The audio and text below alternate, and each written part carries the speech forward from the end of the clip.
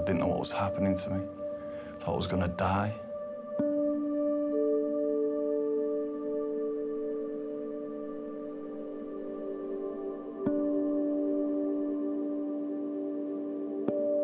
He kept saying to us, I have no idea what this is.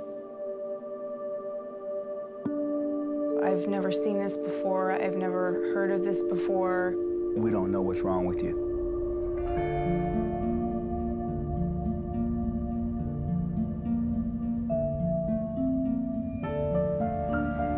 Dark and not seeing any light of recovery.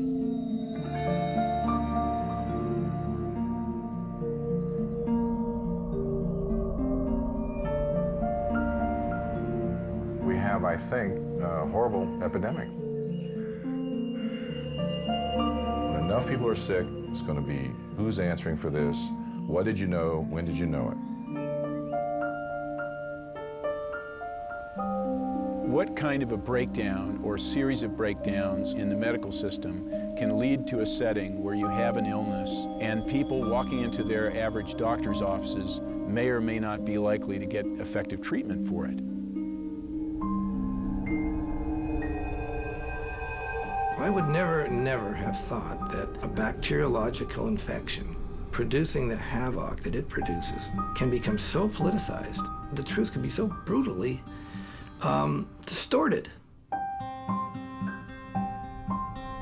When we moved to where we are now, and the people we bought the house from said to us, be careful of Lyme disease, and then we met all the neighbors. Every house, for sure, had at least one case, and many houses had, all of the family had been infected. All of them were sick.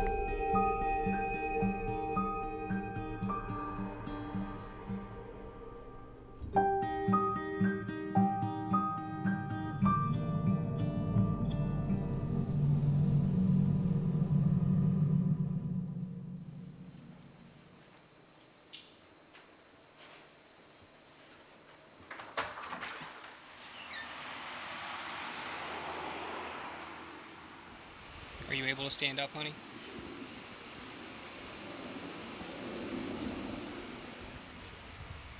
All right, I'm going to shut this off so we can take you back in the house, okay? Good, good.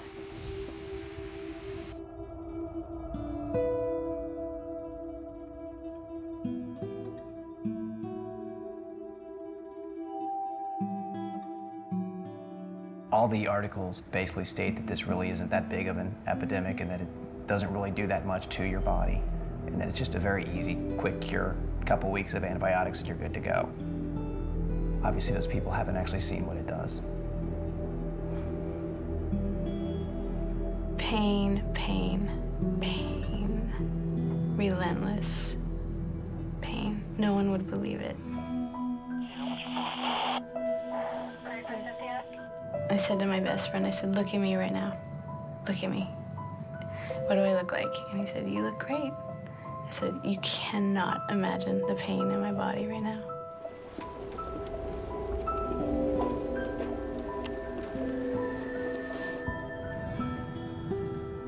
My case was sort of cut and dried.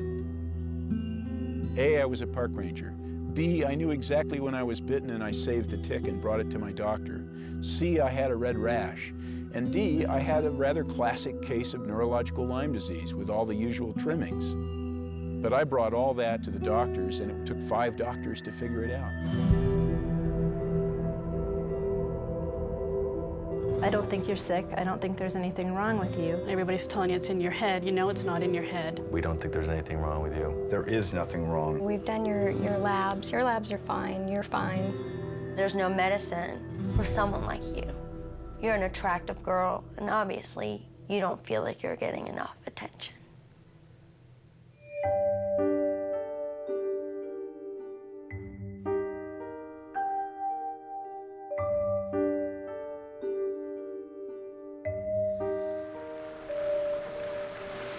This is my adrenaline now.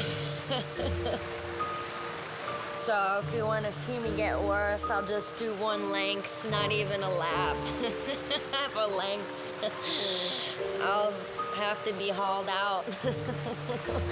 Like the catch of the day.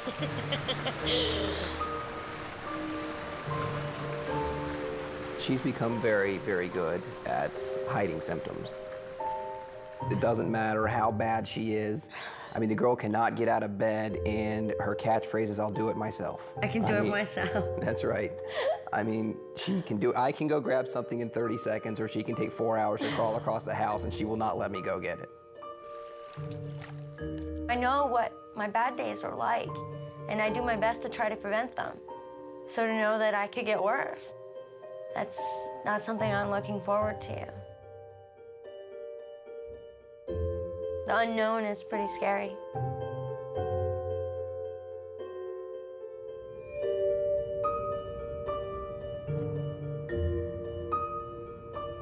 I live on the west side of the northern Sierra Nevada in California.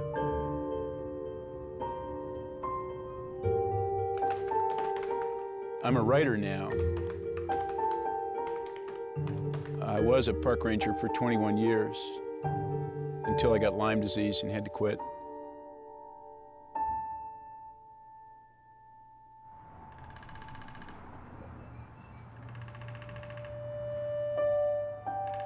It began with profound fatigue. Then I developed stabbing and shooting pains. I started having vision problems, blurred vision, and then came the memory loss and the cognitive problems. And once I drove to my office, a place I'd commuted to for 13 years, and stopped on the way home and called my wife on the cell phone and told her that I wasn't sure I could find my way home. I just wasn't in good enough shape to drive. Couldn't remember how to do it.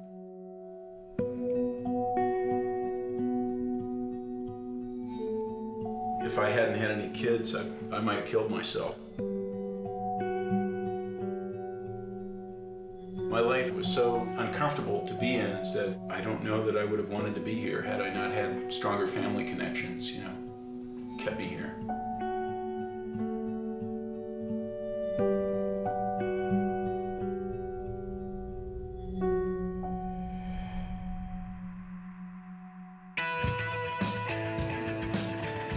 I'm an event producer for U2 shows on tour.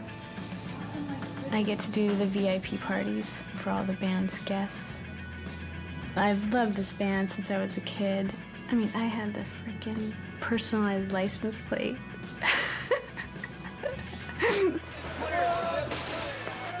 Everybody's in survival mode on tour. It's insane. It's completely insane. The hardest thing is everybody thinks I'm normal.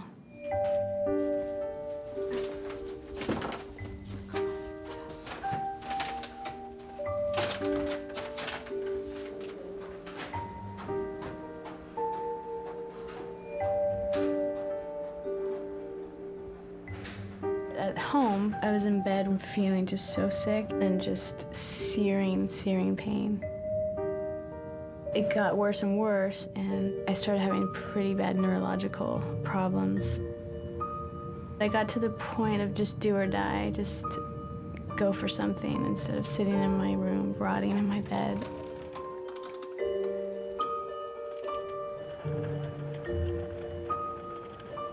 Over the last 12 years, I've been diagnosed off and on with lupus, Chronic fatigue syndrome, Crohn's disease, Fibromyalgia. Lupus, fibromyalgia, MS, Fibromyalgia, rheumatoid arthritis. Doctors thought I had ADD. Chronic fatigue syndrome. Chronic fatigue syndrome. Parkinson's disease. syphilis, multiple sclerosis. MS to ALS to nothing. They were pulling anything out of their hat they could think of. Doctor after doctor after doctor after doctor after doctor, misdiagnosing her, putting her on some medication that didn't work, or just thought we were both nuts. There's evidence that Lyme disease has been around for a long time, but here in the United States, it was the early 1970s when a Connecticut mom looked around her neighborhood and noticed something was not quite right. Well, I was frightened, really, and doctors, were insinuating that it was all in my head.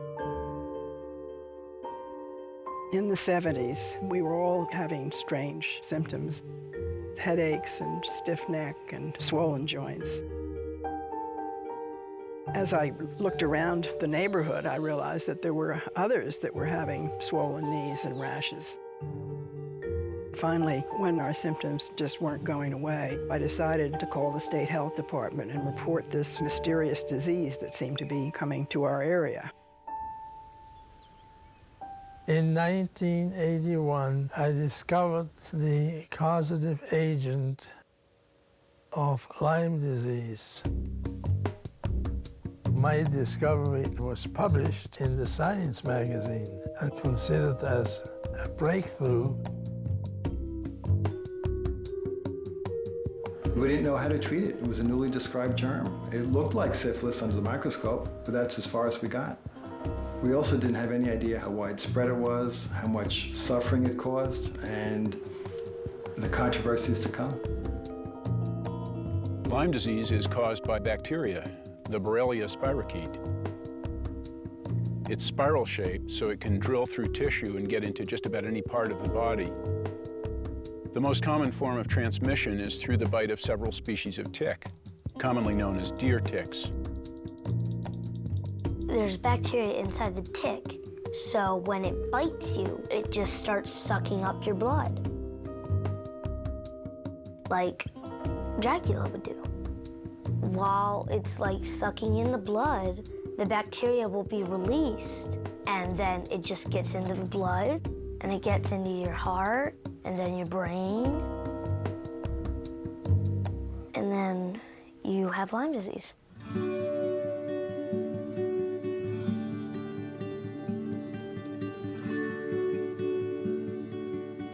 It seemed like for everything that I'd read about it that it was harmful, there was always something I'd read about it that said, oh, no, no, no.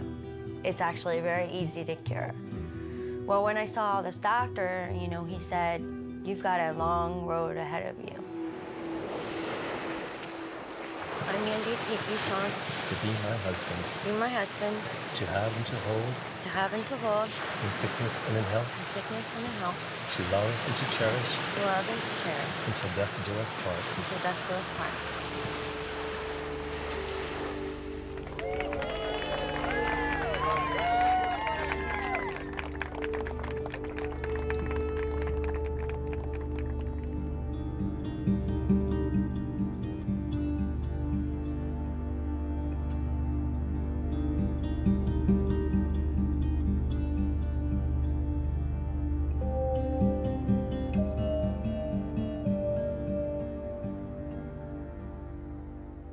It's not prepared. Husband and wife.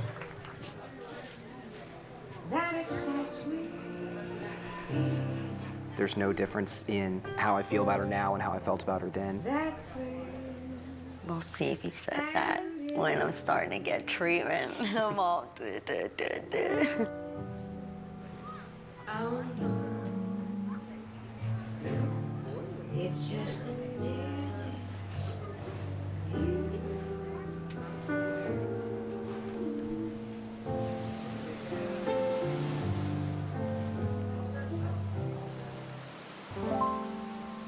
I think like a lot of people who've had Lyme disease, I've been led to wonder why it's not being treated with the kind of seriousness that it deserves. This is not a rare disease. It's thought of as a rare disease, but in fact, there's nothing controversial about the fact that it's the most common vector-borne disease in America today. It is far, far more common and much more dangerous to the average American than West Nile virus is. The Centers for Disease Control report over 20,000 new cases each year. Yet because the reporting rate is so low and the disease so often overlooked, they admit that the actual number may be over 200,000, making Lyme more prevalent than AIDS.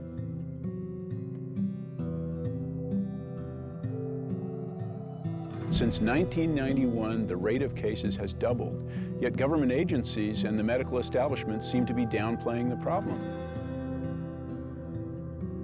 The number of cases of Lyme disease went way up in this country last year, up by 41% to be exact. A record number of Lyme disease cases have been reported in the state of Maryland this year. New cases of Lyme disease are up 50% in Massachusetts. The CDC admits there are at least 10 times as many cases out there. The entire neighborhoods and whole families are being debilitated by this infectious disease. Health officials are now calling it an epidemic.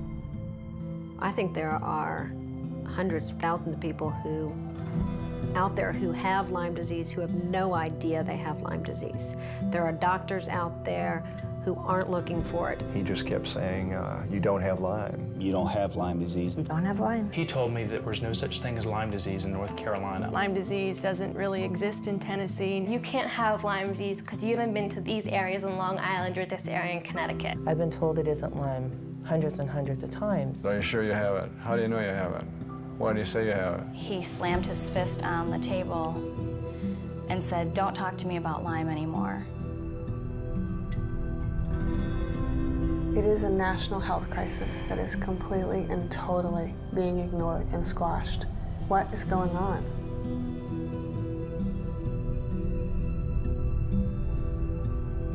We have a major problem with this disease. We have a major problem finding out who's got it, treating them effectively and quickly. It's far more expensive to treat in late stages and less effective than it is early. And yet we don't respond early enough with many of the patients, and many of them get to late stage and they're sick for the rest of their lives.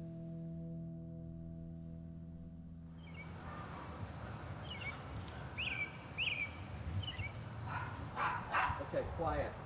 No barking. No barking.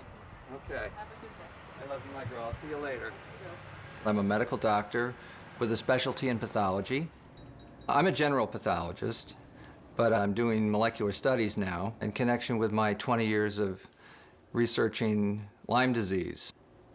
The research is something that I do after I've done my day's work, and if I have energy left, I work into the night. So I do the research on my own time.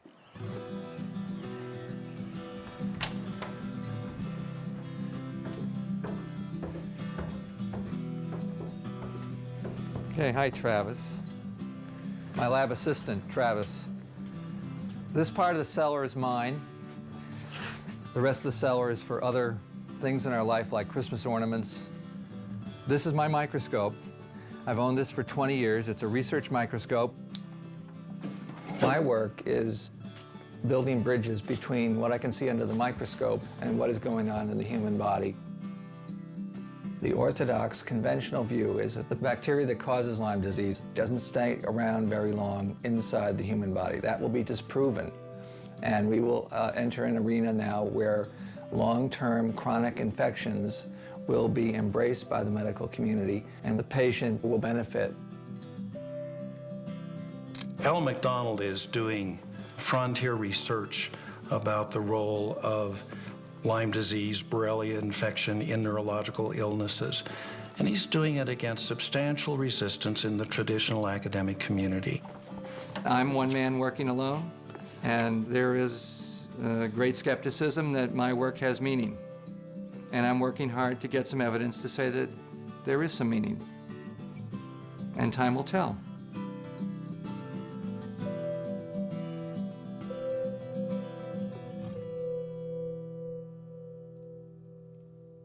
Two groups of doctors are pitted against each other over just about every aspect of Lyme disease, from the very definition of the illness to how it should be treated. At the present time, the traditional medical community believes that there is basically only an acute form of the disease that is characterized in a soundbite as hard to get and easy to treat. For 10 or 15 years, there has been a second group of Lyme doctors that say, no, that's not true. Lyme disease can be a persistent chronic illness with many different symptoms.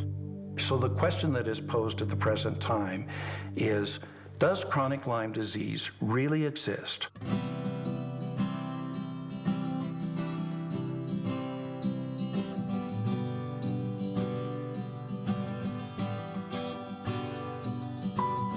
We are driving from Orlando up to North Carolina. It's a little over 500 miles, which is the closest spot that we have to Florida that actually has a clue about Lyme.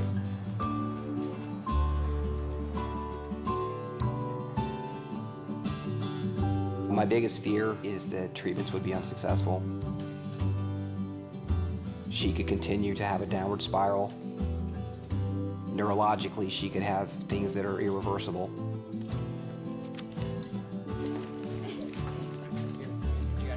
Yeah. Hey.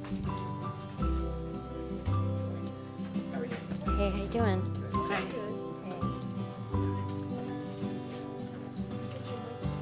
Okay.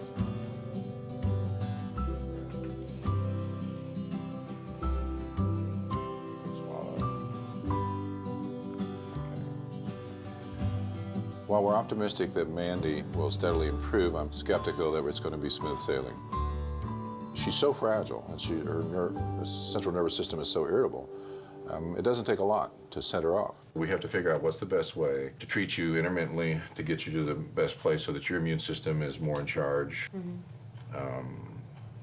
So that's a tricky business. He said, well, we're gonna have to do 6 to 8 months of antibiotic therapy. We'll have to put a catheter in, to your superior vena cava, and then you're gonna probably get worse. So I said, well, by worse, do you mean like emergency room worse? And he said, yeah. Let's just do one at a time. Let's do this one, and this is as needed, right? Yeah. Lorazepam, and here are your supplements, that's fine. These are all fine.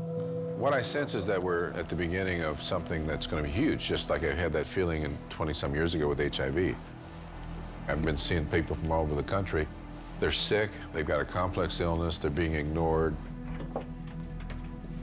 It's going to be an explosive area of medicine, and we're going to learn a lot about chronic illness. And I think that's going to help healthcare in general tremendously.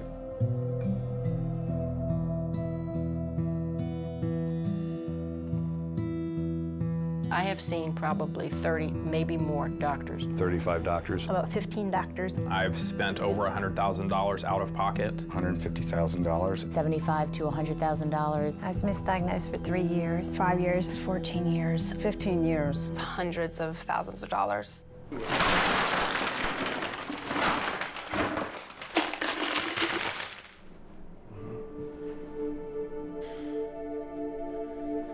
I'm guessing that my case, which could have been controlled with probably a single bottle of doxycycline, at the time I was bitten, probably would have cost something like $25 or $50 total, plus the doctor visit. As it is, I'm guessing that my case is now amounted to $75,000 to $100,000.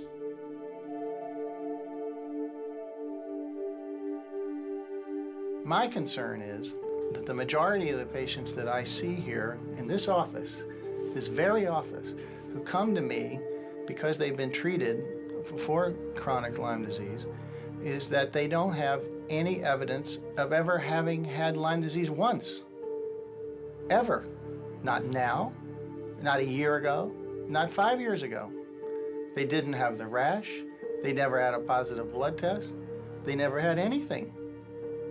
You see, class, my Lyme disease turned out to be psychosomatic. Does that mean you're crazy? No, that means she was faking it. No, actually, it was a little of both. I was originally told at the very beginning that I had a very deep psychological problem. People called me a hypochondriac. They said I needed to see a psychiatrist. You need to see a psychiatrist. He told me, no, it's not Lyme. You don't have the rash. You are depressed. You're faking it. You need to get mental help. You're a teenager, get up and walk. She doesn't want to go to school, she's just depressed. You think you're crazy, but I'm not. I know I'm not crazy. This thing screws you up big time. Tally-ho. Let the drag begin. But where we are now is a town in Cape Cod, and Cape Cod is considered to be endemic for Lyme disease. Oh, I'm good. This is a male deer tick that we picked up from the ground on our very first 30-second drag. This is a deer tick nymph. This is the second stage. They'll feed on a host for 5 days, maybe, and that's how Lyme disease is transmitted. It just doesn't seem possible that this poppy seed-sized thing is going to make you bedridden, possibly for the rest of your life. Now we're trying for a deer tick female. That'll complete the trinity. And here we are. The trinity is complete. There are 2 females. Let's call them Thelma and Louise. And they're on the hunt. Oh, there's another male. There's another nymph. We get another nymph. So our odds of getting Lyme disease here are going up. Despite years of education, the incidence of Lyme disease has been raised by 40% from last year. It's only going up. This is all tick habitat, everything we're driving by here. And Lyme is turning up in states where it's never been known.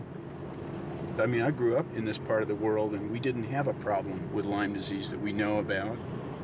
I'm convinced that in the long run that what we're going to learn is that we're seeing a process of ecological change.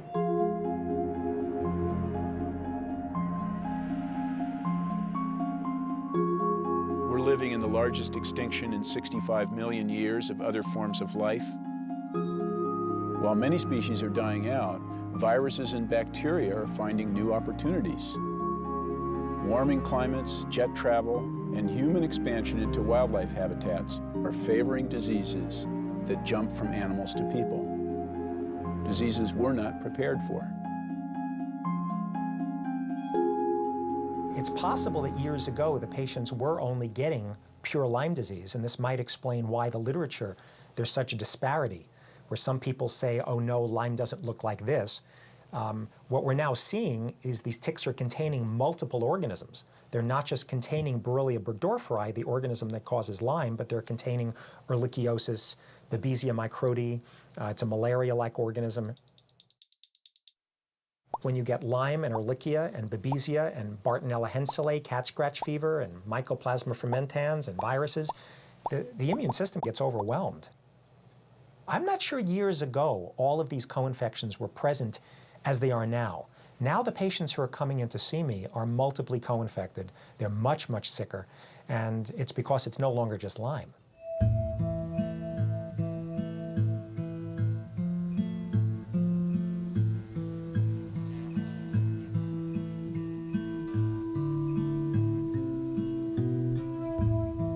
Ticks are very sensitive to dryness. Their bodies desiccate easily, and in dry weather they hide deep in mossy crevices on the barks of trees, or in the leaf litter, or in wood rat nests.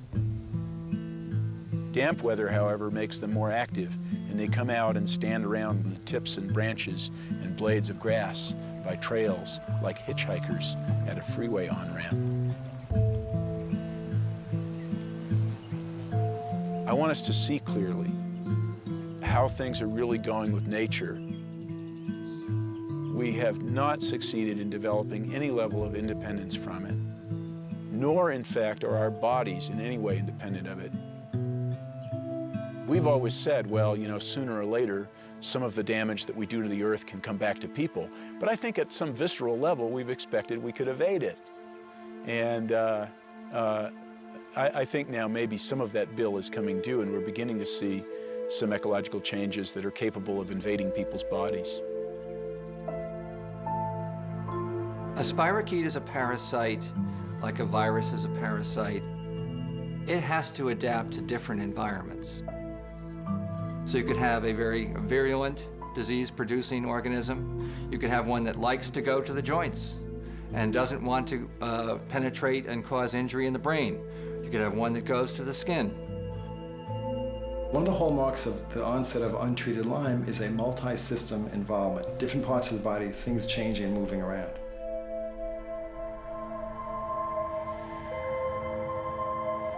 You might have a few weeks of body aches, and then you might have a few weeks of headaches, and a few weeks of real profound fatigue, and a few weeks of confusion. Or you'll have pain in the large joints, and then it'll switch to the small joints. And then, you know, you're going to a neurologist, then you're going to a bone doctor, then you're going to a stomach specialist, then you're going to a counselor. And they get labeled as being crazy. Severe headaches. Cognitive problems. Fatigue, headaches. Cardiac arrhythmias. It hurts on my foot. My knees, my back. I'm tired. I hurt. involuntary movements. Brain fog. I lost the use of my right arm. I became dyslexic. I had hallucinations. Blurred vision. Light sensitivity. It's a long laundry list. The tests for Lyme disease were developed more than a decade ago. They were controversial back then, and in all this time, no better tests have been approved, even though almost everyone agrees there are problems with the current tests. About 50% of people who actually have Lyme disease are negative in their test results with existing methods. If you're unlucky and you have real disease, but you test negative, your disease is still real and you still require treatment.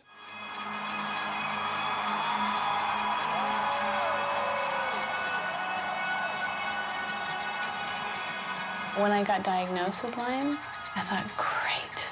Oh, fantastic. Finally I'm gonna get rid of this thing. Course of antibiotics, I'll be good to go. I could never have imagined that it would be this long with the possibility of being forever.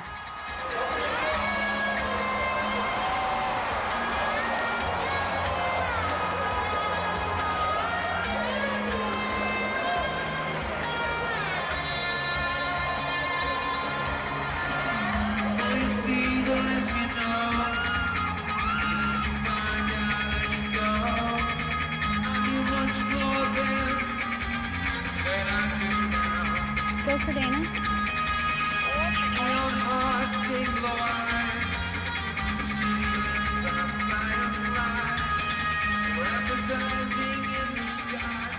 I'm very scared of actually when the tour ends because I feel like my body will collapse. I'm a little afraid. You know, I'm definitely going on adrenaline, and the pain's getting worse and worse, and I'm getting, you know, more twitchy neurological things. This is a brilliant distraction.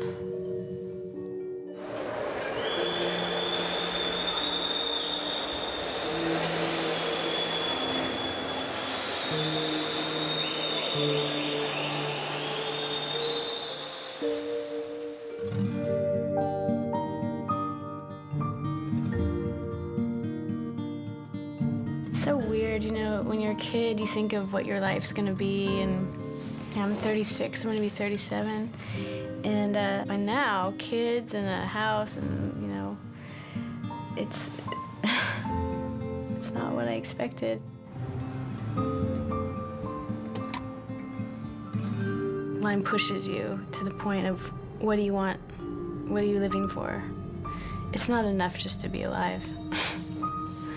I mean,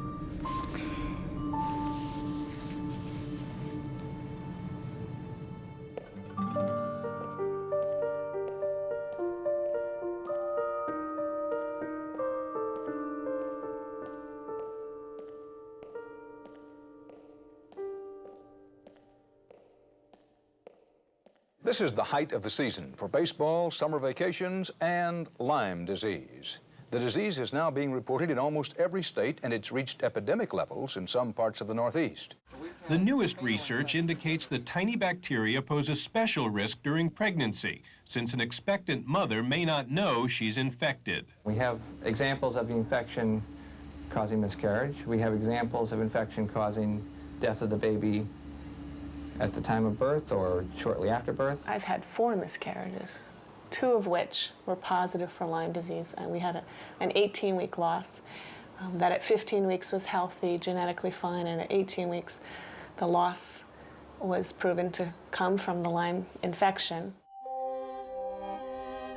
Elise came to me with Lyme disease, and it just so happened that as she was finishing up the treatment, she got pregnant. And we followed her with the pregnancy, and she was doing fine initially, and all of a sudden she miscarried. 2 weeks later, the OB came back and said, you were right, it was Lyme disease. The baby was infected, the fetus and the placenta were infected, Elise, and concluded that that's what took the life of this baby at 18 weeks. In utero, fetal transmission of Lyme disease to a fetus is something that has been of concern to patients and physicians for many years. We've looked carefully at that. There have been numerous studies. There has not been one documented case of congenital Lyme disease. Well, that's nonsense, plain and simple. And it's not only nonsense, there's significant peer-reviewed articles showing transmission transplacentally and at autopsies. It's just nonsense. How could that not be? It doesn't even stand up physiologically. It makes no sense. Trying to have another baby has been very frightening. When I get excited about having a baby, I squish it. I don't let myself get excited because I'm so afraid of setting myself up for that disappointment again. And a day for me is like a lifetime. And every visit to the doctor is filled with fear. Every time I listen to that Doppler come down to my belly, I wonder, is there going to be a heartbeat today? At this point, I have had many women who've gotten pregnant who've lost the baby. Or they give birth to a baby that has Lyme, and the babies don't have, the developmental growth may be off, their IQ may be lower, they may develop seizures or some other type of neurological problem, and it's not picked up because the mother was not known to have Lyme.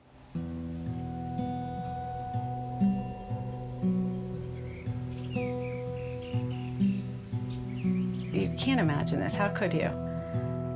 You just can't.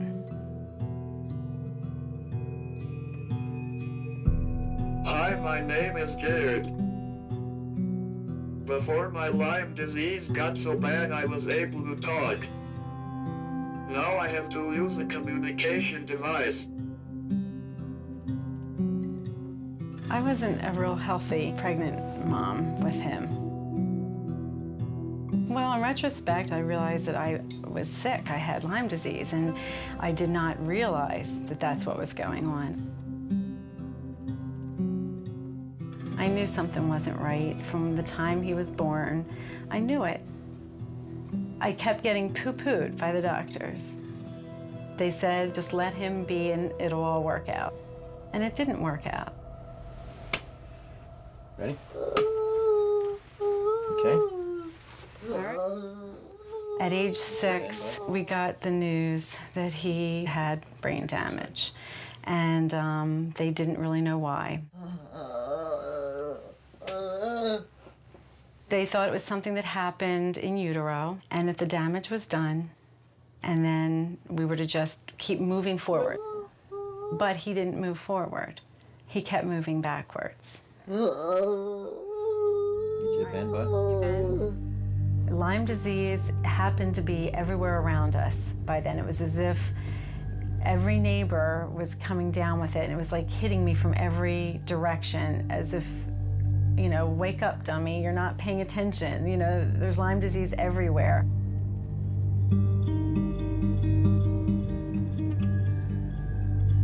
There's a gentleman who lives right up on the hill up here, and his previous wife passed away. She had Lyme disease, and now he's remarried, and his new wife has Lyme disease. This man here was very ill from Lyme disease. And the house over here to your right, those people had it.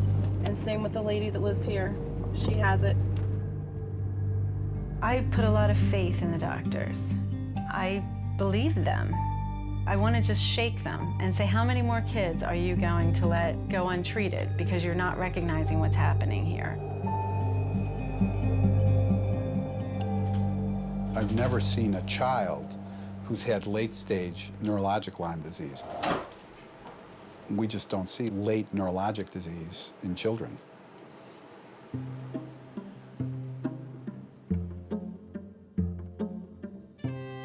I used to do ballet, and I was in the Nutcracker a bunch of times. That time of year was always really crazy and running around, going to rehearsals and stuff, but I loved it.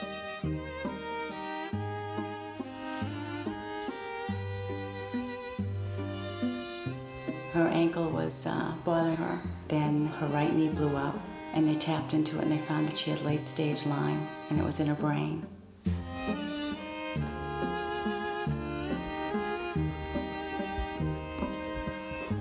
She just went downhill very fast. All of a sudden, she couldn't pick up a knife, pick up a fork, couldn't write with a pencil. And this all transpired in the time frame of overnight. They insisted that she's making it up and that she was going to have to go on psychiatric medication if she didn't stop it.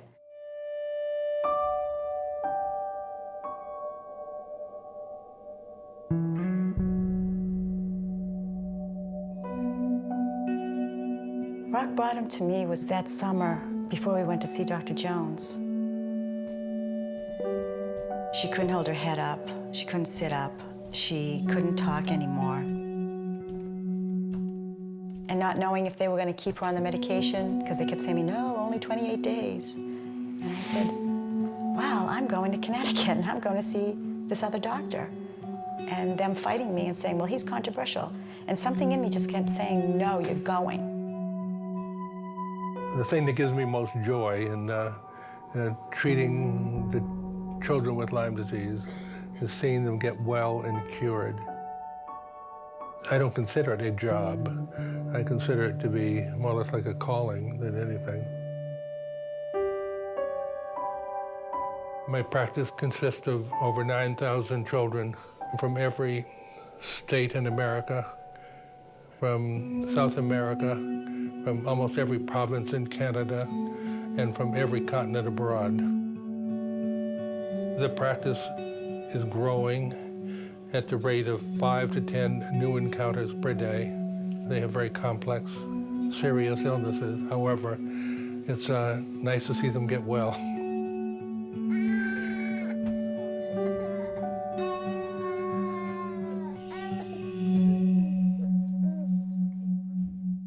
Some of the Lyme literate physicians are practicing medicine that is widely outside of the standards of medical care. The small group of physicians feel that one can diagnose Lyme disease on clinical grounds alone, not necessarily relying on any laboratory data. And then furthermore, long-term antibiotics are the right treatment. That has never been shown in any double-blind controlled randomized trial. I've worked here for 8 years, and I've seen many patients come and go, and I've seen the success he's had in his treatment regimen. Yes, we do treat aggressively, but I think that's what works. In a way, it's like the perfect storm of diseases because of the timing of a couple different events in the history of medicine. 1980, the United States said it was okay for government institutions and universities to patent and profit from live organisms. So the Lyme disease organism was discovered in 1981, and all of a sudden there was the equivalent of an Oklahoma land grab, people looking under their microscopes, patenting pieces of the organism. So the people that are credited for being the Lyme disease experts no longer shared information about a new, really dangerous pathogen. They hoarded the information because they wanted to protect future profits. You have professors, especially in the biosciences, are trying to take their discoveries, often made on the federal nickel, and take them private. They patent them, they start firms. What's commercializable is driving the research agenda in too many cases, not what's medically necessary and what's medically useful. The other thing that happened was the rise of managed care. Insurance companies and HMOs realized that if they can get researchers in universities to define diseases and write guidelines for diseases a certain way, then they could help manage the escalating medical costs. And really what this means is the people who previously protected public health, so like the CDC, the Centers for Disease Control, and the NIH, and universities who didn't have any commercial interests, all of a sudden they were partners with Big Pharma, and their motivations completely changed. We no longer had oversight and checks and balances in our scientific system in the US. It was rife with conflicts, and just now, 20 years later, we're beginning to see what happens when you have unchecked conflicts in medical care.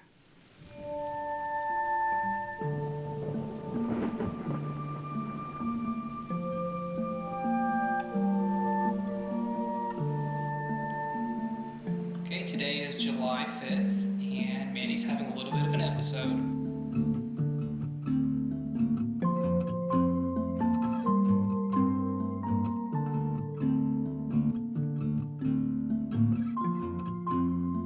It's a feeling of being trapped within your own body. So it's like being wrapped up real tight like a mummy.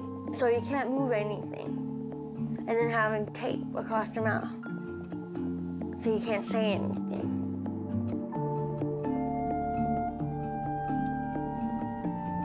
But reality is, you gotta kill them. You gotta kill the little bugs because they're taking over.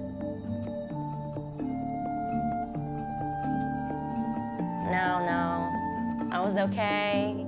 I was adapting my life to what was going on. Now I want it back, so it's a war.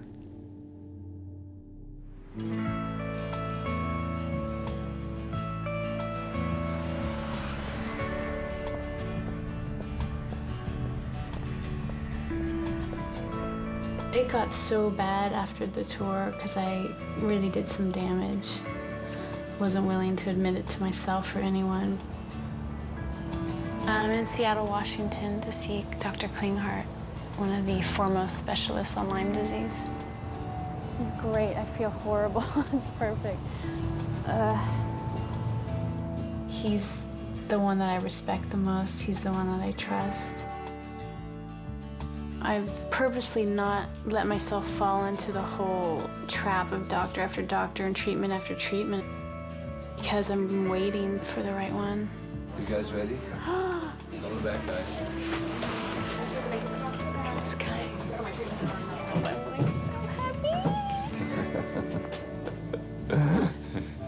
Really? Nice to see you too.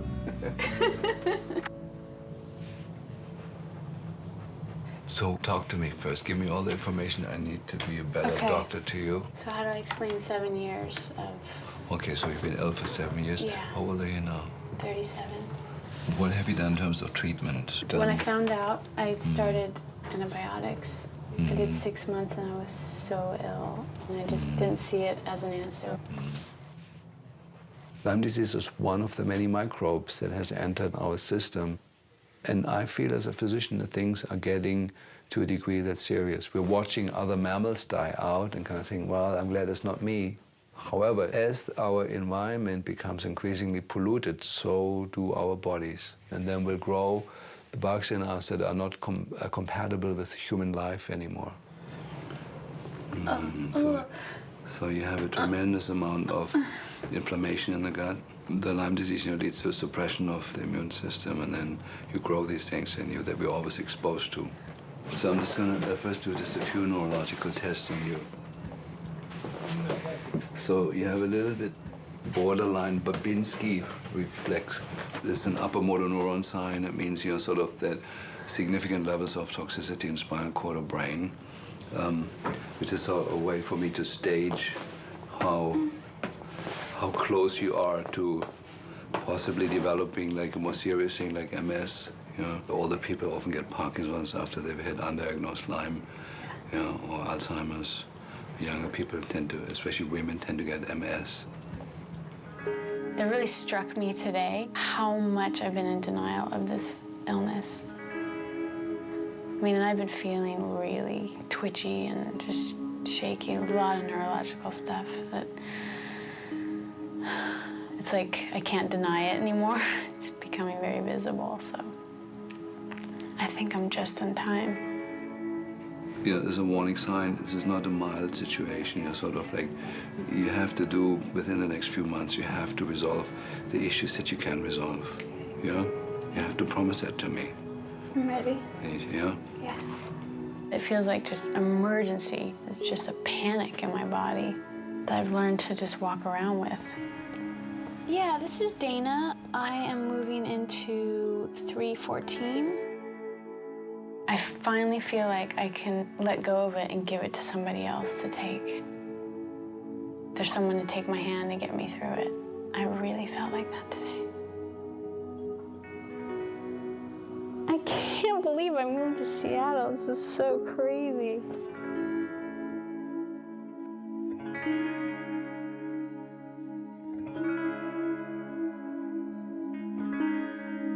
The spirochete that causes Lyme disease is Borrelia burgdorferi and related Borrelia. The model that I have used to try to understand all of the possible things that Lyme disease can do is the syphilis model. Stokes, Modern Clinical Syphilology, 1945, W.B. Saunders publisher. It gets into every organ system of the body, and there are chapters on manifestations in the skin, manifestations in dead babies, manifestations in the bone, manifestations in the brain, and particularly dementia, because dementia and syphilis was general paresis, and general paresis is as close as you could come to a carbon copy of Alzheimer's disease. The diseases are exactly the same. If a spirochete, syphilis, could cause dementia, why couldn't the Borrelia spirochete, over a long, long, long period of time, cause Alzheimer's disease? I extracted DNA from 10 Alzheimer brains that came from the Harvard University Brain Bank. These are the Harvard brain DNA extracts in this tube.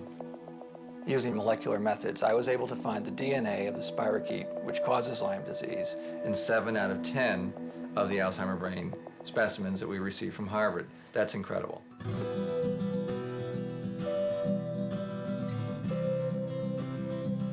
The results of the experiment could not have been predicted in anybody's imagination when 7 Alzheimer brains gave me essentially the same thing, which is part spirochetal, part human, linked up in one molecule.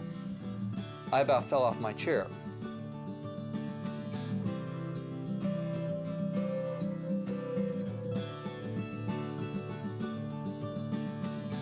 If my dream comes true someday, that will redefine the practice of medicine. That will redefine the lives of millions of people. Since spirochetes are the cause of neurodegenerative diseases and syphilis, could it be that this spirochetal infection, Lyme disease, is partly or wholly responsible for some of the neurologic degenerative diseases we face in this century? Alzheimer's, Lou Gehrig's disease, Parkinson's disease, multiple sclerosis. Those are named conditions for which no cause is now known.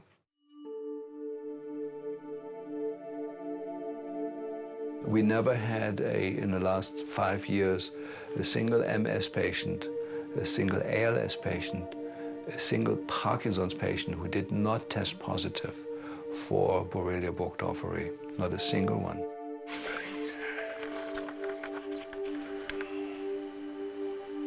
About 3 years ago, I became ill with the disease that was ultimately thought to be ALS or Lou Gehrig disease, and it prepared to die within about 2 years' time.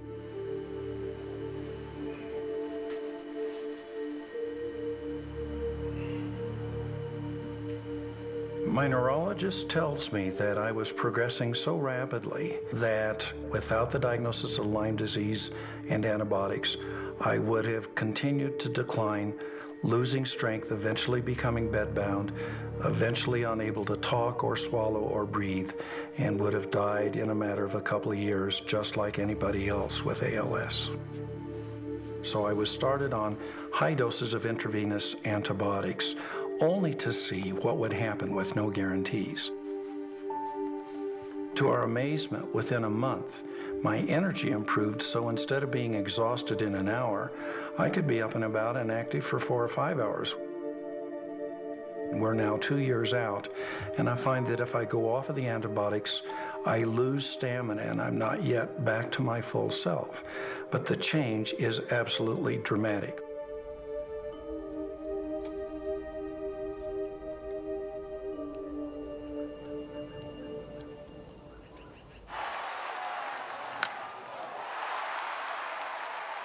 I said, I'm not getting tested.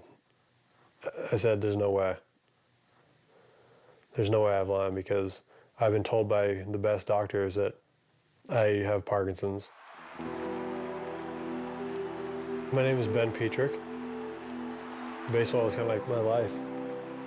I went from being a gifted athlete to, there's times when it's hard to put a shirt on.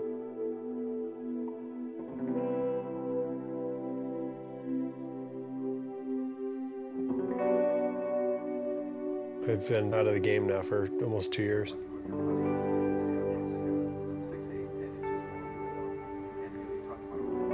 When you're diagnosed with a disease like Parkinson's, it's like a slow death sentence. That's kind of what you feel like. There's no cure for it.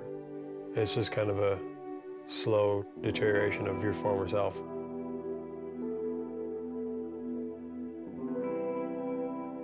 Recently, in the past month, I've been tested for Lyme disease, and a test came back positive, and so I've gone and seen Dr. Martz in Colorado Springs.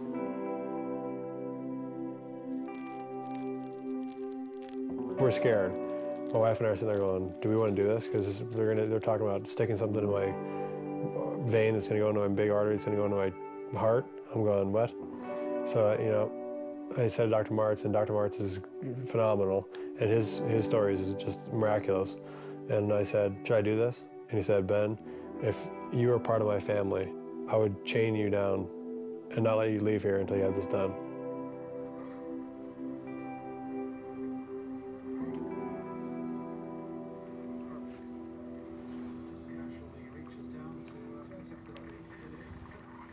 Six months into the Lyme treatment, it's without a doubt better.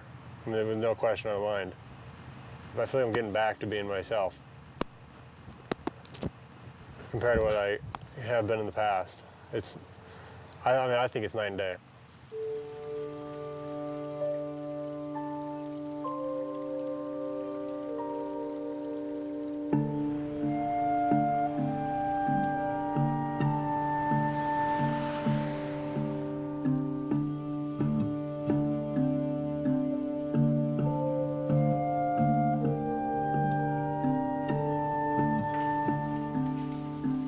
Okay.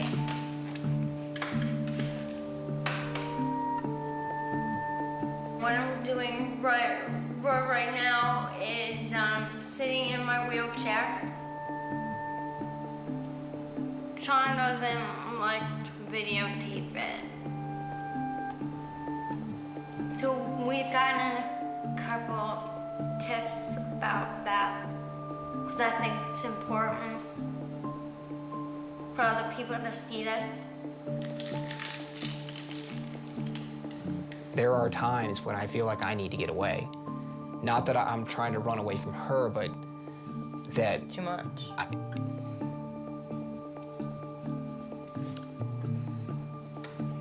Sometimes I need to go and do the things that I used to do before this started just to feel like, okay, that life is still there. You know, I mean, just like her, That feeling's there for me too, and I just can't. I know. We were told it was going to be a long road. That doesn't mean that I don't worry about it driving a wedge. It doesn't mean that I don't think that maybe at some point Sean might change his mind.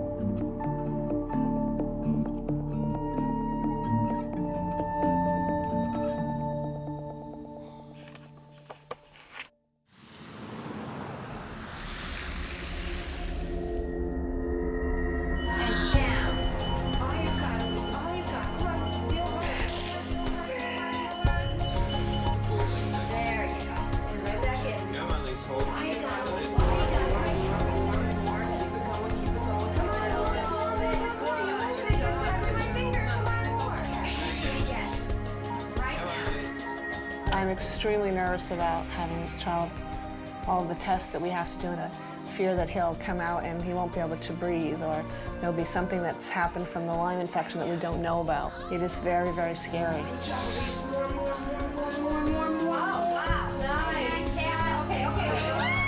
Push, Elise, push. Here comes your baby.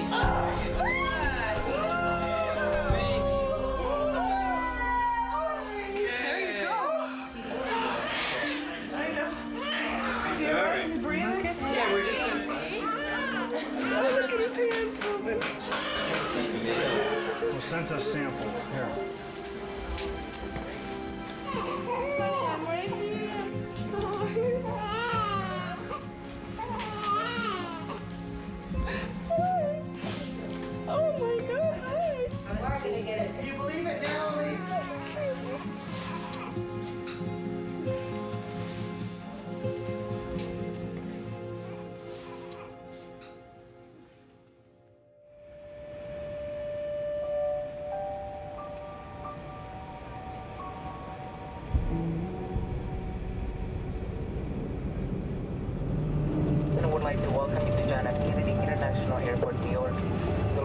time here in New York is 9:30 a.m. Well, here we are in East Hampton, New York, a place I probably never would have seen if I hadn't gotten Lyme disease. I've come here all the way from California to see one of the top Lyme specialists in the world. And I've been coming here for the last 4 years.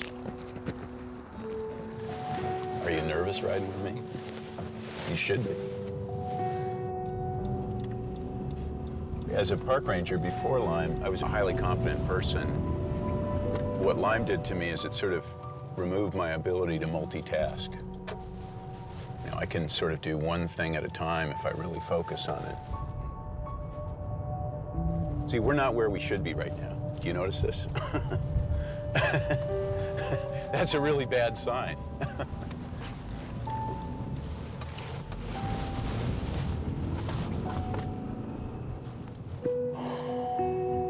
Frustrating, you know.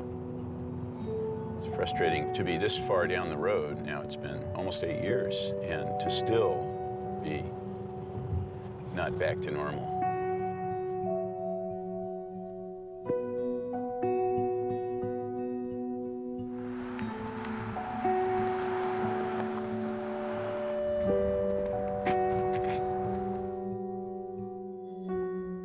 When did you start the combination therapy? Last year, right? Yeah, I've been on it for a year. Are you still improving, or have you hit a plateau? You know, the truth is, I've hit a plateau. How much antibiotic is enough?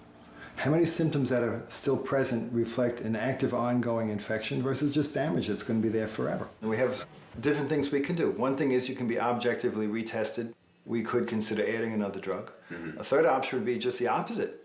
Give you a drug holiday, stop things, see where you stand. The last time you tried to do that, you definitely got worse. This time it may not be. We've seen that a certain subgroup of patients, and it's not a small subgroup, it's a lot of them, do need ongoing open-ended maintenance antibiotic therapy. Somehow the spirochete can learn to live within the body and not be killed. It can hide from the immune system, it can hide from the antibiotics, and both at the same time. And there are patients who sometimes are on open-ended years of therapy because of this very problem. We have not been able to demonstrate the persistence of the bacteria. So to treat for months and months is really based on guesswork, on conjecture, and not based on any scientific data. If I had not been able to find doctors who would soak me in antibiotics for years, you wouldn't be talking to the guy that you're talking to right now. The folk myth is somehow that antibiotics are bad for you. I just have to say they're certainly not bad for you if you've got a fatal infection.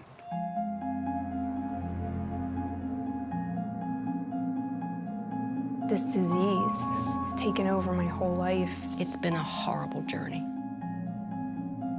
Every day driving home, I would think of driving a car off the road or something like that. I said to my mom, you know, it would be okay with me if I didn't wake up this time. I said, God, take me home tonight. It was not even a request, it was a demand. What's gonna happen to me? What's gonna happen to me? I don't wanna die. I am scared. I'm very sad, because I don't know what to do. I'm going downhill, gradually down.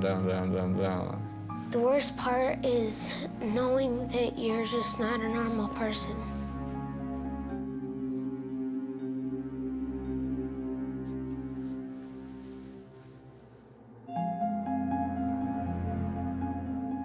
Chronic Lyme disease. It's kind of the disease du jour. There's no evidence that I can find to support the concept that there is a chronic Borrelia infection after treatment. That kind of situation has been referred to as post-Lyme syndrome or post-Lyme symptoms. Those symptoms may be due to the aches and pains of kind of daily living.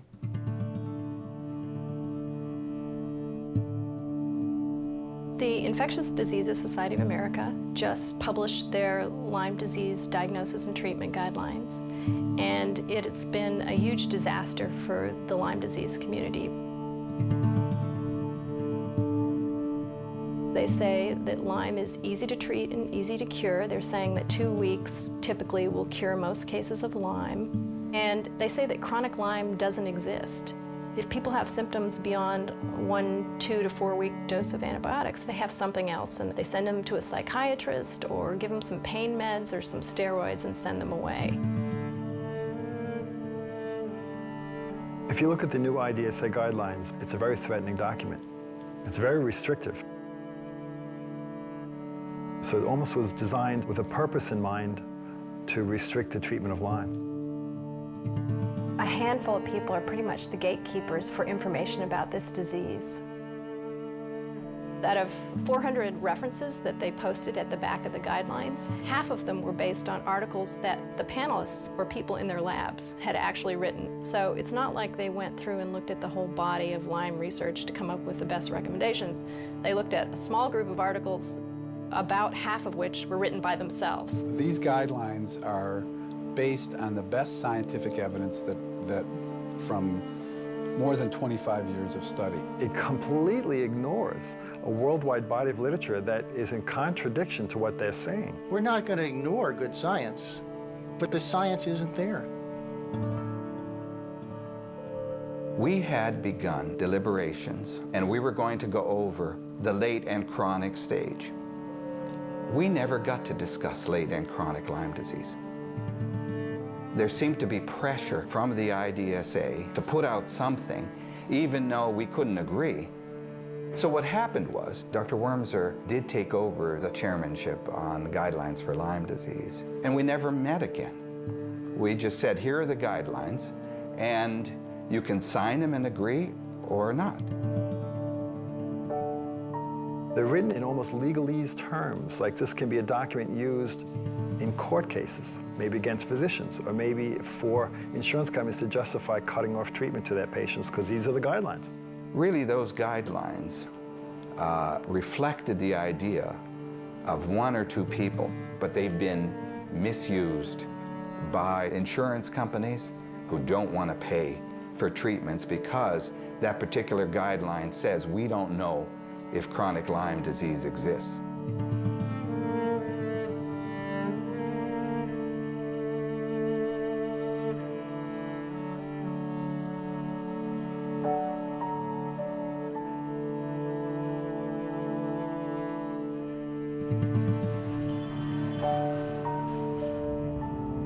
Well, the insurance company has refused to pay $10,000 worth of bills having to do with my trips to see Dr. Burscano. They have now required me to see another doctor. This particular doctor apparently is a fellow who works mostly for the insurance company. What he'll do will be to cite the IDSA position that there's no such thing as chronic Lyme disease to support a conclusion that the insurance company's already made about me. They don't want to pay.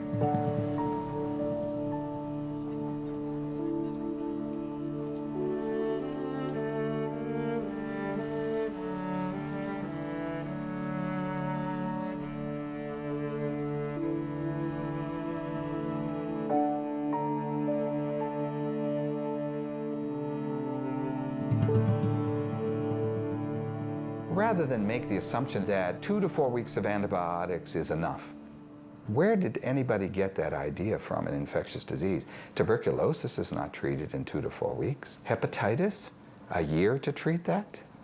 HIV, indefinitely?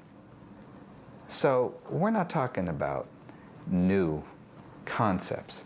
We're talking about concepts that have not been, for whatever reason, applied.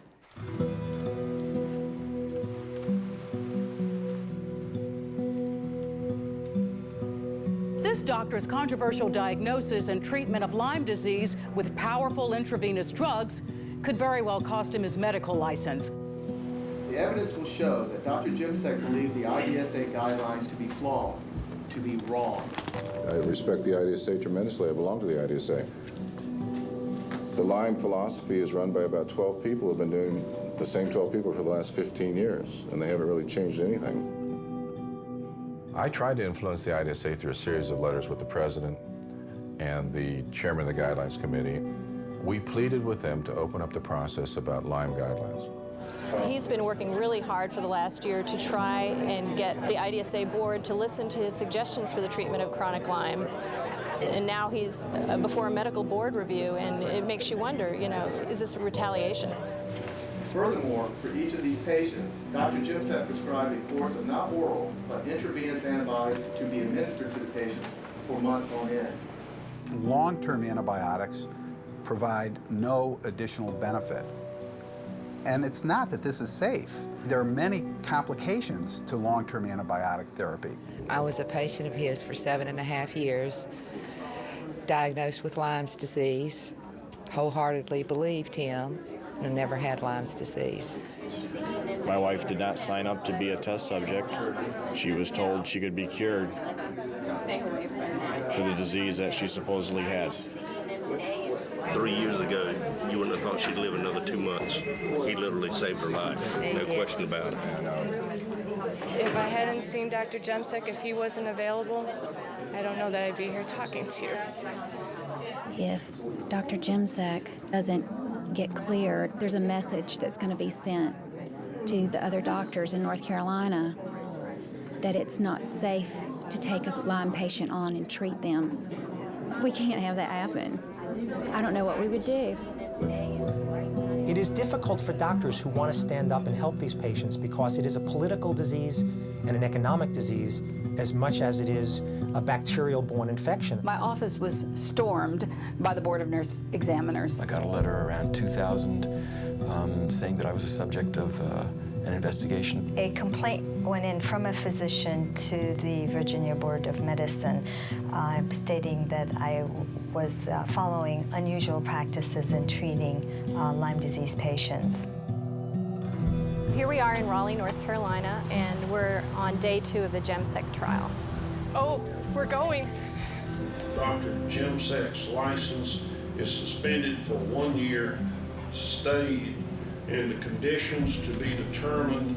That concludes the hearing in this matter. A Charlotte doctor must surrender his medical license for the way he treats Lyme disease. Less than an hour ago, the state medical board ruled that Dr. Joseph Jemsek acted inappropriately when treating some patients. The board suspended his license for 1 year.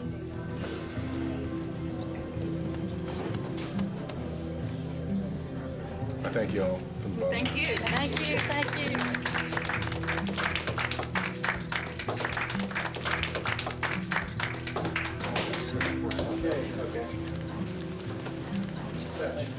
Medical boards don't act on their own. They need a complaint to initiate an investigation. And we've been told by the medical boards that the great majority of complaints don't come from doctors or patients, but they come from insurance companies trying to get rid of doctors who cost them a lot of money.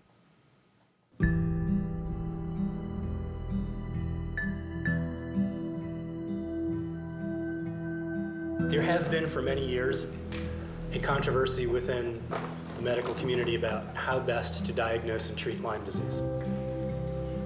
We allege that Dr. Jones prescribed an antibiotic to a patient he did not know and had never examined. As a mom, my kids were sick. I left no stone unturned. I finally found somebody that recognized what their problem might be. It was treated, in my opinion, appropriately, and my kids are better now because of it. This whole thing is kind of ridiculous, I think. It was really nothing more than a witch hunt on behalf of my ex-husband. He called me and he said he was going to lodge a complaint against every doctor that I took the children to unless I agreed not to bill him for half of the medical care. How could my dad have done this? He used to go, "You don't have Lyme disease. Dr. Jones is just making it up so he can get money." And I thought, you know what? No, he isn't, because I was always sick. And then when he told me and my brother and my family that we had Lyme disease and we got treated for Lyme disease, we got so much better. Did you testify contrary to Dr. Jones's opinion in a criminal case in the last several years? Yes. Did you ever call him a nut in public?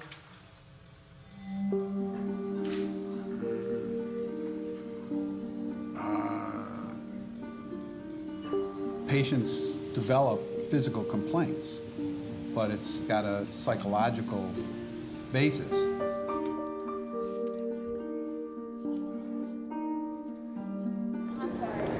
Dr. Jones is the best pediatric Lyme doctor in the United States.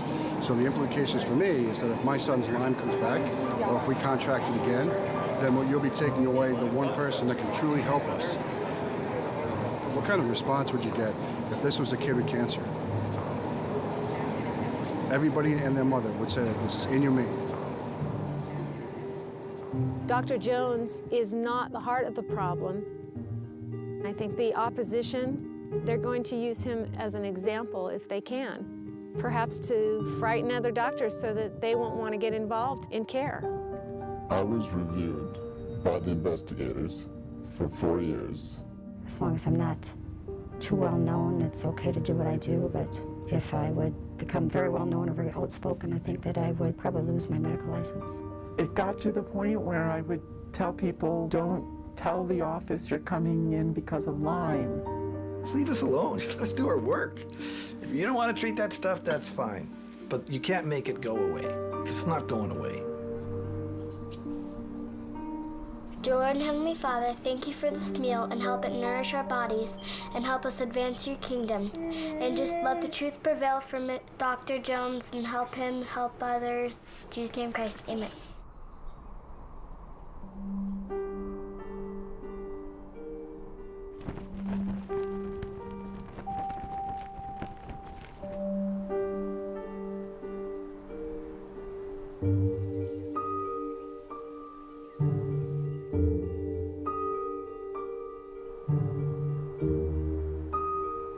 We're here today to remember Brett Paul, Doris Grade, Robert Baird, Jerry Teitelbaum Fossing. I think it really points out how dangerous this illness is. We're the heartland of the nation, and our people are dying here from Lyme disease. My son was 31 years old, and he died from Lyme disease because no one would treat him. I keep wondering what else I could have done. Should I have taken it to Europe? Should I have taken it somewhere where somebody would have done something? But we don't seem to care in this country. They just didn't try to help. When we tried to get medication for her, it was almost impossible because the medical profession is afraid to give medication for this.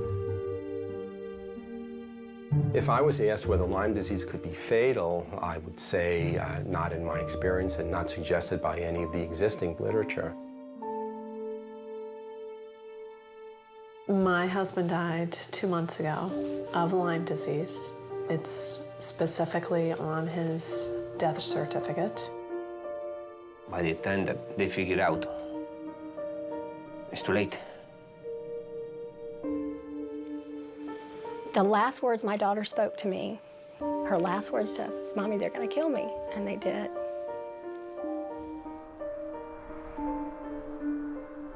I am one of the many that will speak for her now. She shouldn't have had to die. I'm angry at the fact that there's nobody there to help me. I'm angry at the fact that this disease is being ignored. I'm angry at the fact that there's a Hippocratic oath out there that these doctors are supposed to heal me, and they ignored me. And they put a price on my life which was nothing. Nobody was there to help me. And instead, they blamed it on me by saying it was all in my head.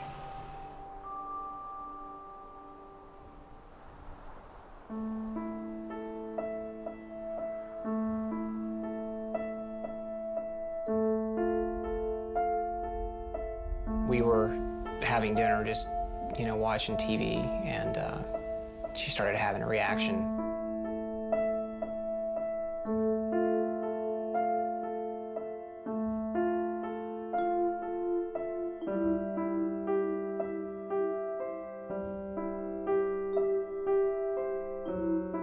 It was a mild seizure at first, and it progressively got worse.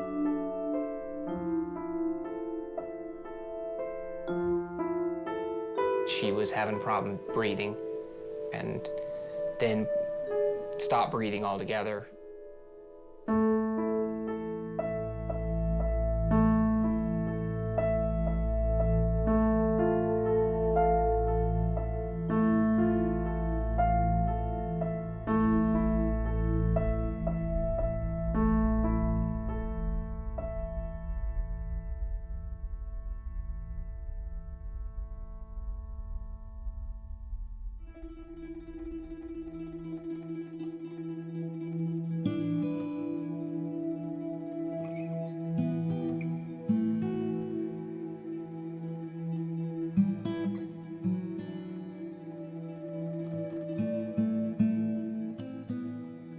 first doctor that we met with, first statement was, Lyme doesn't do this, that's not what you have.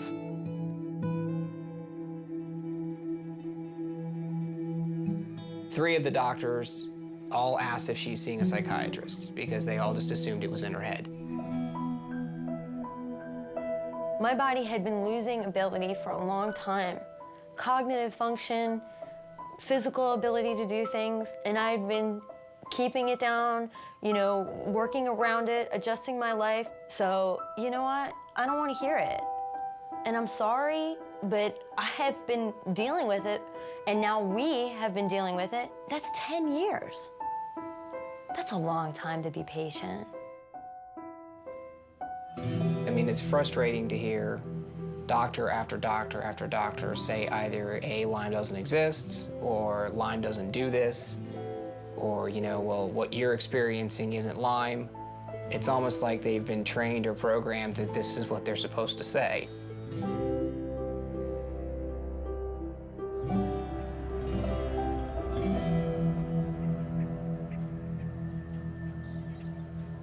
It's really madness. You know, there's something wrong. I don't hear it any other disease, never heard it in my life. So there's something funny. I don't know what that something funny is. Attorney General Blumenthal of Connecticut has taken the historic move of starting an investigation into the panel members who wrote the Infectious Diseases Society of America Lyme treatment guidelines. He believes that they have conflicts that may be corrupting their advice. Our investigation concerns whether the antitrust laws have been violated, purposefully or not, by these guidelines. They may restrict consumer choice with tremendous implications, not only for patient care, but also the economics of insurance coverage. Ideally, authors of medical guidelines should have no financial conflicts when they make their recommendations. But if you look at the current IDSA guidelines authors, 6 of 14 of them or their universities hold patents associated with Lyme disease or its co-infections. 4 of the 14 have received funding from Lyme or co-infection test kit manufacturers. 4 have been paid by insurance companies to write Lyme policy guidelines or serve as consultants in legal cases. And 9 of the 14 authors or their universities have received money from Lyme disease vaccine manufacturers. The fact that 9 out of 14 authors have a direct conflict of interest with somebody who's involved in manufacturing products for any aspect of the disease is completely outrageous. The Infectious Disease Society of America should establish a hard and fast rule that the people who serve on guideline writing committees not have any ties to any manufacturer that has a stake in the outcome of those guidelines. Period. End of story. There are a lot of people in the academic community, I think, that know these people are wrong, but no one will speak up. So, you know, at what point will people say the emperor has no clothes? You know, when will the voice of the people finally reach a level where the truth will come out? I mean, I think the truth will eventually come out, but how many more people are going to suffer before the truth comes out? As citizens, we ought to be astonished and alarmed. Every year, it is thousands and thousands of people suffering. This is a total disgrace. Right to the IDSA. Chronic Lyme disease exists.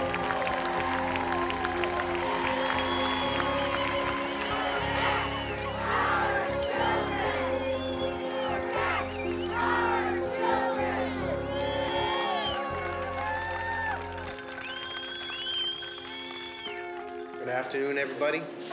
Continuing hearings on the case of Dr. Charles Jones.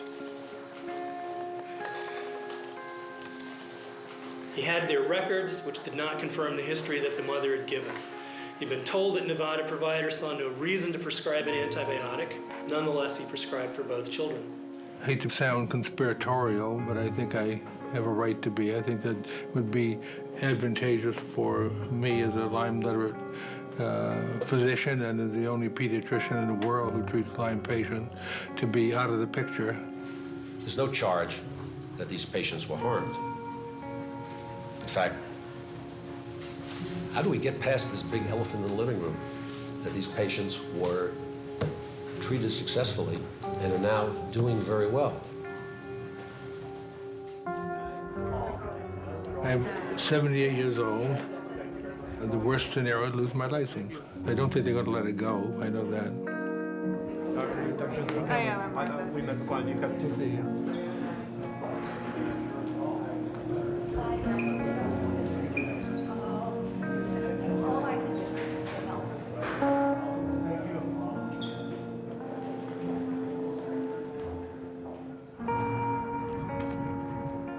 We all love Dr. Jones. He's like a father to me. If they succeed in taking his license away, I just don't feel that he's gonna feel like he needs to be here anymore. And that's very sad to me.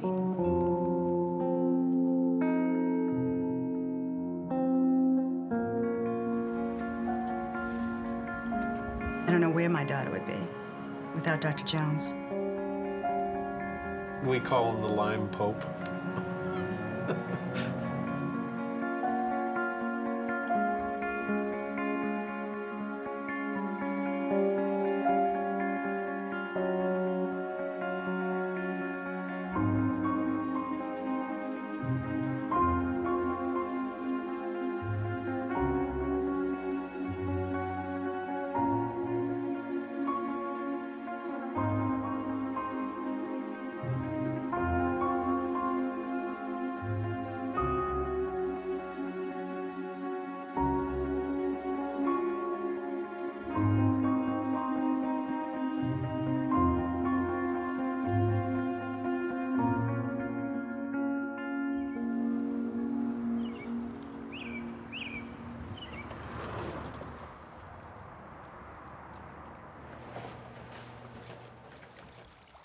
I was probably the 30th individual who had been called before a medical board for treating persistent Lyme disease.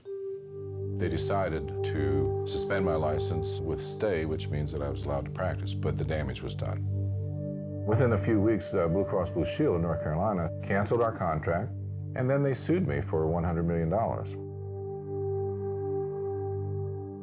Financially, I've lost essentially everything.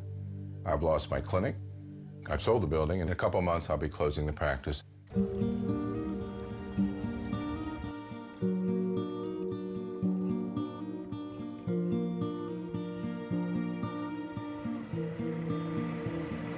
They had the vision loss, and they were starting to lose their hearing there. They were really young when they were losing it. Christy, my oldest child, died 6.5 years ago from Lyme disease. She was 19 years old. Courtney is 25 years old. Can you say doctor? Say doctor. Doctor.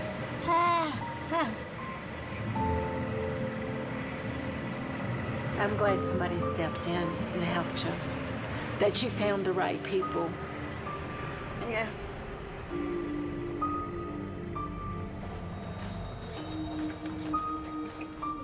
Hey, sweet. Good, how are you? You made significant progress. I'm delighted with the fact that your multiple neurologic symptoms are so much better and that you have control of your body. You can live in your own skin. From someone who came unable to swallow and you know, altered bedridden, altered sense of smell and uncontrolled tremors and seizures and couldn't stand up and gosh. I'm looking good. You're looking good.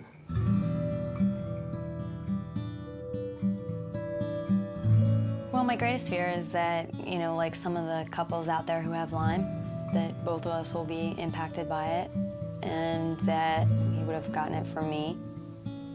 You know, he's complained about a lot of aches and pains.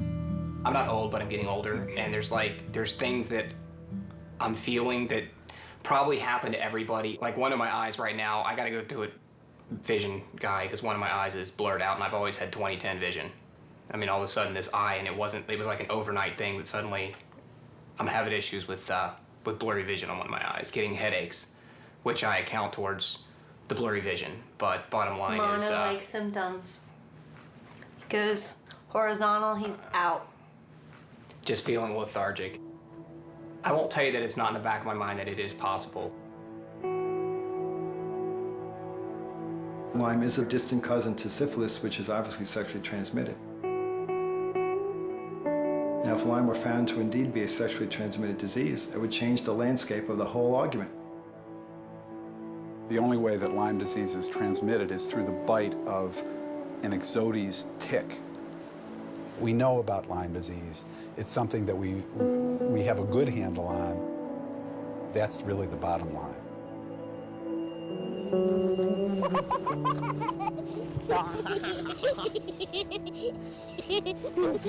Jared is a very happy baby. He just wakes up happy, laughs all day, giggles. He just loves life. Jared's test came back positive for the Lyme antibody, which means he may be infected. He may end up getting very sick someday because of it. But we're very lucky right now. He's doing well.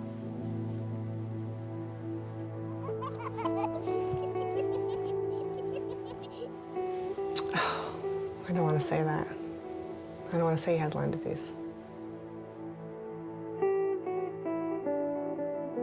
I don't like to use that term right now. Not yet.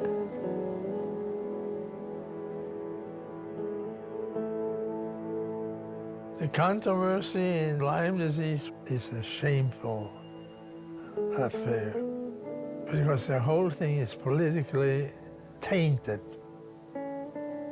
Money goes to people that have, for the past 30 years, produced the same thing. Nothing.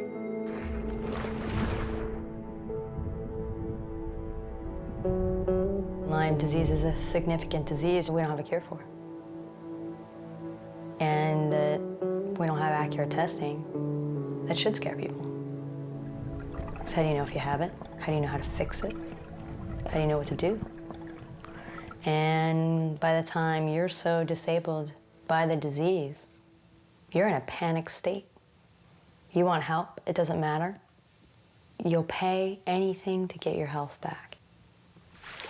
And the fact that doctors who are willing to help you and are legitimate doctors willing to put their license, their life on the line to help you, and that it even has to come to that, is scary. Dr. Biriscano, good luck in whatever you do. You're a wonderful doctor. Well, recently I decided to close my practice. The political climate for physicians treating Lyme is very difficult nowadays. This is a doctor who was hauled before the New York's Medical Review Board, I think on 2 occasions, and threatened with removal of his license. You know, I look at these charts and I think of the people who've gone blind. They've lost their hearing. They are in wheelchairs. I mean, it's terrible. And especially because so many of them, it could have been prevented if they were properly treated in the beginning. That's what kills me. Man, it was such a waste. Look at all this. Such a waste of people's lives, of money, resources, time. And all it takes is knowledge.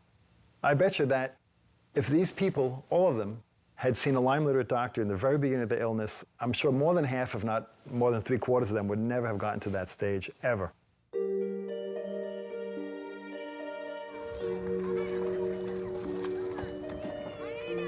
Lyme can go in so many directions. There's the people that are hit really hard that are actually crippled and handicapped and very visibly ill. And then there's people like myself that, you know, are invisibly ill, like the Walking Dead. Now there is a possibility of getting my body back.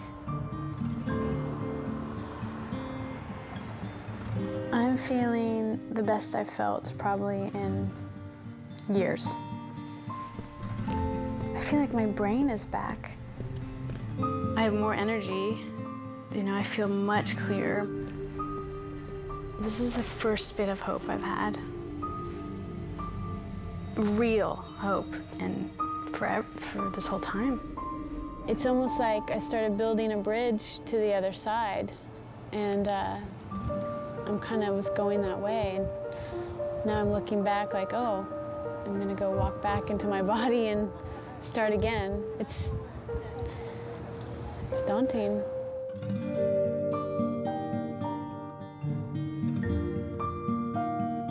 I met a lovely gentleman who's been really supportive, and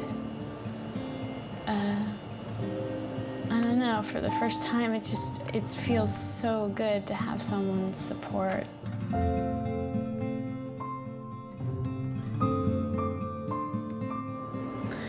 I don't have to go it alone anymore.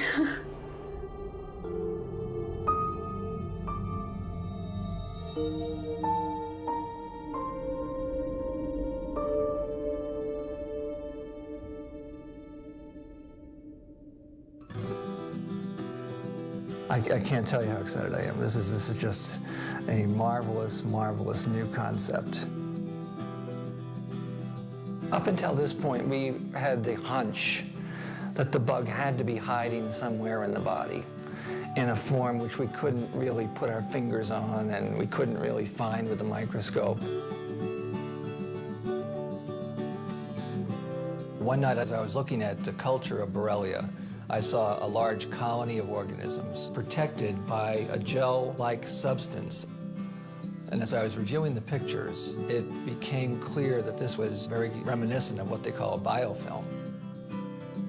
The idea of a Borrelia biofilm is very, very powerful because the biofilm explains in that one word why some cases of Lyme disease are chronic, why they're hard to treat, and why after antibiotic treatment they may relapse. Because biofilms are by definition chronic, difficult to treat, and capable of relapse.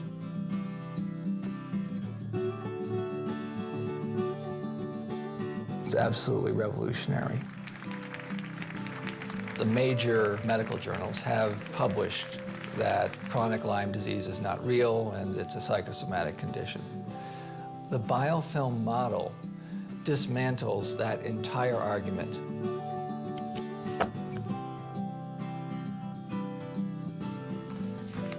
The patients were right all along. It's a great opportunity to say, aha, they were right. And they were right. They were right.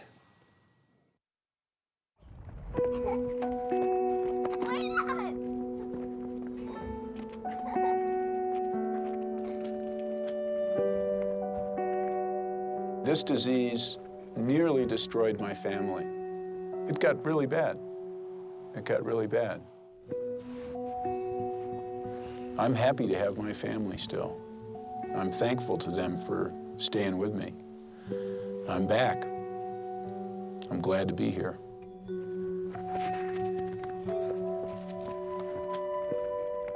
If I'd stopped treatment after even the first year, I never would have made it anywhere close to where I am now.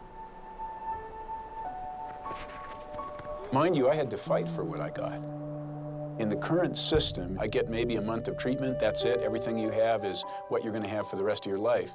And yet all the improvement that I've experienced happens after the third year of treatment. And then there's the phase where I start to get my life back. And that's the phase I'm in now. And it's like magic. I'm so glad to be here. I can't even say.